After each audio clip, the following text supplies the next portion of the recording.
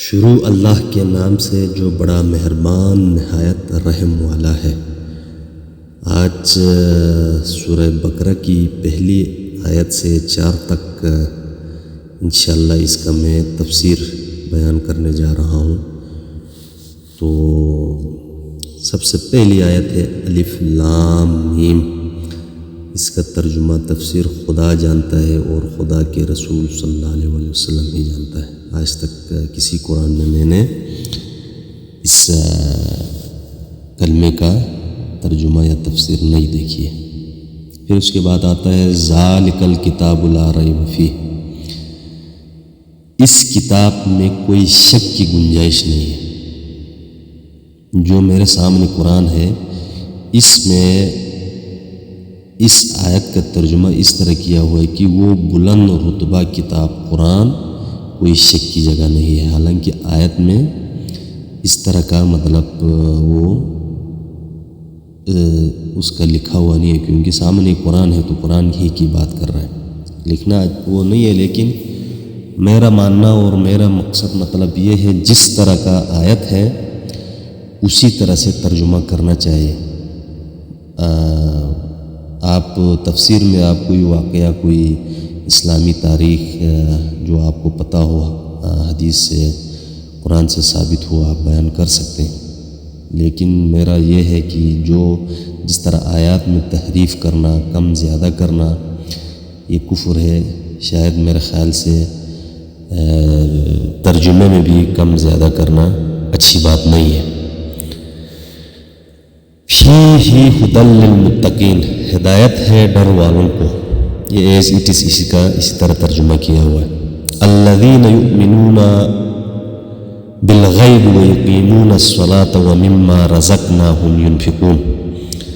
وہ جو بے دیکھے اندیکھے ایمان لائیں اور نماز قائم رکھیں اور ہماری دی ہوئی روزی میں سے ہماری راہ میں اٹھائیں، یعنی غیب پر ایمان رکھنے والے۔ والذین یؤمنون بما انزل الیک وما انزل من قبلک وبالآخرۃ ھم یوقنون۔ وہ کہ ایمان لائیں اس پر جو اے محبوب تمہاری طرف اترا اور جو تم سے پہلے اترا، اور آخرت پر ایمان یقین رکھیں۔ تو یہاں پہ بھی جو میرے سامنے قرآن ہے اس میں اپنی طرف سے 3-4 ترجمے کی حرف اس میں ایڈ کیا ہوا ہے۔ جس طرح اس پر جو اے محبوب صلی اللہ علیہ وسلم تمہاری طرف اترا، حالانکہ ادھر بما انزل الیک، اس پر جو تمہاری طرف اترا، تو اس میں اپنی طرف سے اس میں نام ایڈ کر کے چاہے محبت میں ہو، لیکن یہاں آیت میں اس کا ذکر نہیں ہے۔ لازم بات ہے نبی صلی اللہ علیہ وسلم پہ ہی اترا ہے تو انہی کی ہی بات ہو رہی ہے، تو ایز اٹ از اسی طرح ترجمہ کرنا چاہیے۔ اگر اللہ چاہتے تو اللہ بھی ادھر نبی پاک صلی اللہ علیہ وسلم کا نام ڈال سکتے تھے۔ تو اس طرح کے چھوٹے چھوٹے میرے اعتراضات ہیں، تو اس وجہ سے میں قرآن کی ترجمہ اور تفسیر کر رہا ہوں۔ میں بہت سے مترجم کو پڑھنے کی کوشش کرتا ہوں اور تفاسیر بھی، تو اس میں سے میں خود ریسرچ کر کے ان کے اوپر ایک رائے قائم کرتا ہوں۔ جو مجھے صحیح لگتا ہے وہ میں آپ لوگوں سے بیان کر رہا ہوں۔ جس طرح کا آیت ہے اسی طرح سے ترجمہ ہونی چاہیے، باقی تفسیر میں آپ کچھ بھی کریں۔ اب مختلف مکاتب فکر کے لوگوں نے ترجمے کیے ہوئے ہیں قرآن کے، مختلف ہمارے جی ہاں جتنے بھی پاکستان میں یا باقی دنیا میں مسلمانوں میں فرقے ہیں، تو وہ اپنے اپنے عقیدے کے مطابق اس میں ترجمے میں بھی چیزیں ایڈ کیا ہوا ہے۔ آپ لوگ خود پڑھیں دیکھیں تو آپ کو سمجھ آ جائے گا۔ لیکن میرا یہ ماننا ہے کہ جیسا آیت ہے ویسے ہی اس کا ترجمہ کرنا چاہیے۔ تو اگر آپ لوگوں کو بھی اس چیز میں کوئی وہ ہے تو مجھے کمنٹ کر کے ضرور مجھے آگاہ کریں تاکہ میں اپنی اصلاح کر سکوں۔ اب یہ سورہ بقرہ ہے۔ سورہ بقرہ مدینی ہے، اس میں 286 آیتیں، 40 رکوع، 6121 کلمے، 25500 حرف ہیں۔ اس سے 2 مسئلے معلوم ہوئے۔ ایک یہ کہ قرآن میں شک و تردد کی گنجائش ہی نہیں ہے۔ اگر کسی کو شک ہے تو اس کو اپنے کم سمجھی کی وجہ سے ہے، اس لیے رب نے فرمایا وَإِن كُنتُمْ فِي رَيْبٍ، یعنی اس میں کوئی شک کی ہی گنجائش نہیں ہے۔ اگر تم شک میں ہو، قرآن میں شک ہونے کی نفی اور لوگوں کے دلوں میں شک ہونے کا ثبوت ہے، لہذا آیت میں تعارض نہیں ہے۔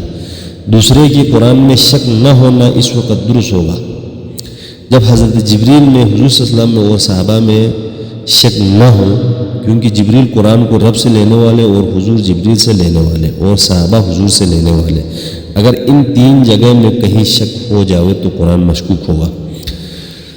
تو جو صحابی کو فاسق مانے وہ قرآن کو یقیناً نہیں مان سکتا، کیونکہ پھر شبہ ہوگا کہ شاید صحابی نے قرآن میں خیانت کر لی ہو، لہٰذا صحابہ کا متقی ماننا اتنا ہی ضروری ہے جتنا حضرت جبریل یا حضور صلی اللہ علیہ وسلم کو ماننا۔ نیز یہ بھی ضروری ہے کہ اللہ تعالیٰ کو جھوٹ سے پاک مانا جائے، ورنہ قرآن کا صدق یقینی نہ ہوگا۔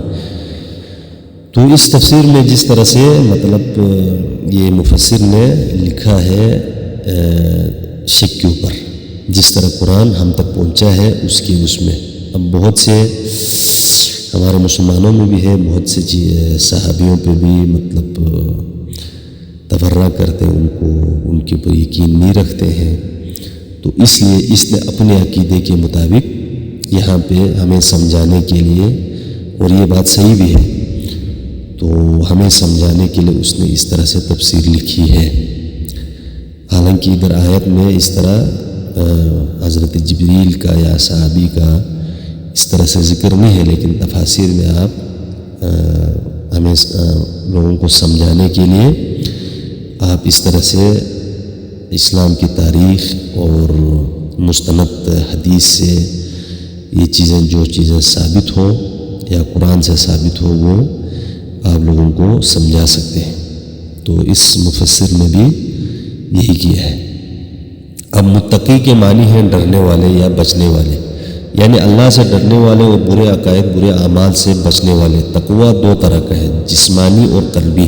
جسمانی تقویٰ گناہوں سے بچنے، نیکیاں کرنے کا نام ہے۔ قلبی تقویٰ اللہ کے پیاروں کی تعظیم کا نام ہے، جیسے رسول اللہ صلی اللہ علیہ وسلم، انبیاء کرام، تبع تابعین، صالحین، اصحاب اور اولیاء کرام، ان کی بھی تعظیم کرنا یہ قلبی تقویٰ ہے۔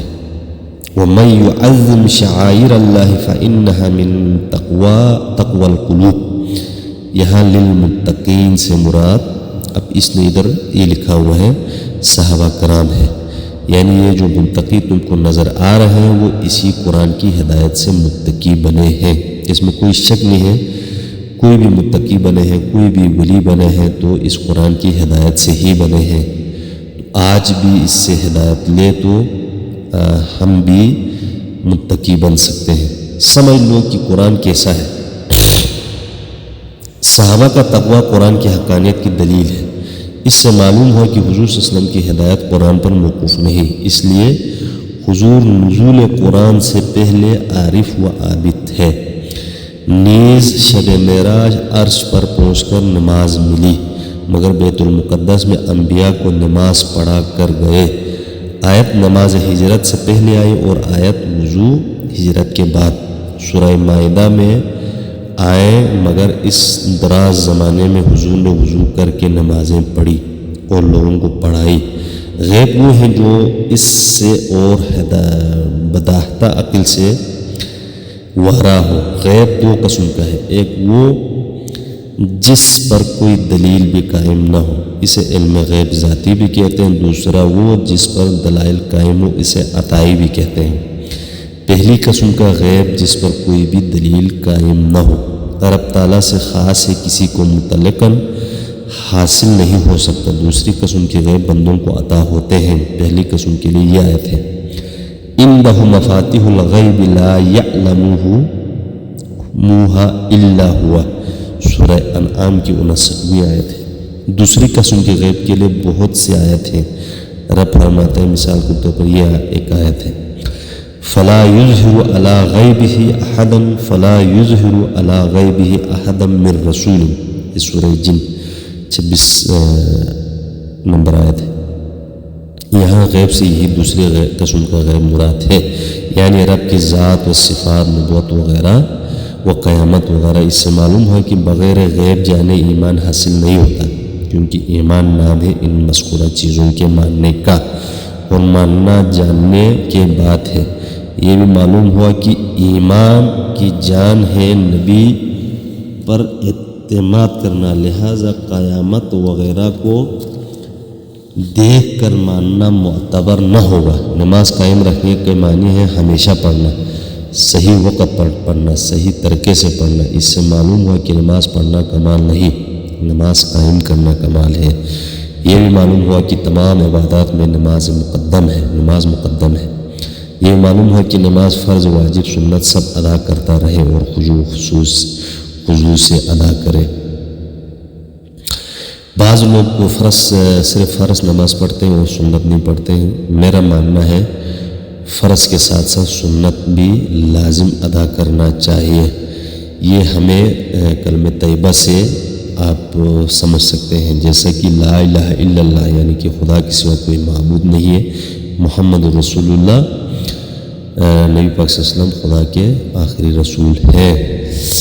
تو اس سے یہ معلوم ہوتا ہے آپ کلمہ لا الہ الا اللہ پوری زندگی پڑھتے رہو، آپ مسلمان نہیں ہو سکتے ہیں جب تک محمد رسول اللہ نہیں پڑھیں تو لا الہ الا اللہ کے لیے فرض نماز واجب اور محمد رسول اللہ کے لیے سنت ادا کرنا چاہیے، تاکہ فرض پڑھنے سے اللہ کی بندگی ہو سکے اور سنت پڑھنے سے نبی پاک صلی اللہ علیہ وسلم کی امتی بن سکے ہم۔ تو دونوں کو لازم پڑھنا چاہیے، یہ میرا آپ لوگوں سے استدعا ہے۔ من سے معلوم ہوا کہ سارا مال خرچ نہ کرے، کچھ رائے خدا میں دے اور کچھ اپنے بال بچوں کے لیے رکھے، ان کی تفصیلی حدیث شریف میں بیان فرمائی ہے۔ رزق کن سے معلوم ہوا کہ مال حلال طیب اللہ کی راہ میں دے، رب فرماتا ہے لن تنالوا البر حتی تنفقوا مما تحبون۔ یہ بھی معلوم ہوا کہ صرف ایک دفعہ خیرات پر قناعت نہ کرے بلکہ خیرات کرتا رہے۔ فرض صدقہ یعنی زکوٰۃ سال میں ایک بار، اور نفل جب چاہے زکوٰۃ بھی حساب لگا کر تھوڑی تھوڑی دیتا رہے۔ اس خرچ کرنے میں زکوٰۃ صدقات میں فی المیلات میں خرچ مختلف، یہ 11ویں 12ویں شریف جو وغیرہ کرتے ہیں، غرض یہ کہ کار خیر میں خرچ کرنا شامل ہے کہ وہ سب اللہ کی راہ میں خرچ ہے۔ ایثار ثواب کا اس کا ہدیہ ہے۔ ما انزلہ سے پورا قرآن اور شریعت کے سارے احکام مراد ہے۔ اس میں حدیث شریف بھی داخل ہے کیونکہ وہ بھی رب کی طرف سے اتری ہوئی ہے۔ اگر صرف قرآن ماننا کافی ہوتا تو اتنی دراز عبارات نہ اشارہ ہوتی۔ اس سے معلوم ہوا کہ تمام آسمانی کتب پر ایمان لانا فرض ہے، مگر پچھلی کتب پر اجمالاً اور قرآن پر تفصیلاً ایمان لانا فرض کفایہ ہے۔ اجمالاً ایمان لانا فرض عین ہے۔ آخرت سے مراد قبر، حشر، جنت، دوزخ وغیرہ سب کچھ ہے۔ معلوم ہوا کہ ان تمام چیزوں پر ایمان لانا ضروری ہے۔ اس سے اشارتاً معلوم ہوا کہ یہود و نصارہ آخرت پر صحیح ایمان نہیں رکھتے، صحیح ایمان مسلمانوں کو ہی حاصل ہے۔ اس لیے ہم یوقنون سے ثابت ہو گیا۔ یہ بھی معلوم ہوا کہ آخرت پر کامل ایمان جب ہوگا جب نیک عمل بھی کرے گا۔ غافل مسلمان عملی طور پر کامل نہیں ہو سکتا، اس لیے اس سے پہلے عمل کا ذکر فرمایا گیا۔ یہ تھے جی 1 سے 4 آیت کی سورہ بقرہ کی مختصراً ترجمہ اور تفسیر، جس میں کچھ چیزیں میں نے آپ لوگوں کو تفصیلاً بیان کیے ہیں۔ تو جتنے بھی ترجمے کرنے والے حضرات ہیں، بہت سے مکاتب فکر کے لوگ، یہ اپنی طرف سے اس میں بہت سی چیزیں ایڈ کیے ہوئے ہیں، تو اس سے امت بہت کنفیوز ہوتے ہیں۔ کوشش کریں خود بھی سمجھنے کی اور لغت سمجھنے کی، اچھا یہ عربی کی جو ورڈس ہیں اس کے معنی جاننے کی۔ آج کل بہت سے ایپس، بہت سے سائٹ ایسے ہیں جو آپ اس کو آسانی سے سمجھ سکتے ہیں۔ اتنے دنیا کے لیے ہم اپنے پیٹ کے لیے تقودو کرتے ہیں، قرآن کو سمجھنے کے لیے ہم 5 منٹ بھی نہیں دیتے ہیں۔ یہ لمحہ فکریہ ہے۔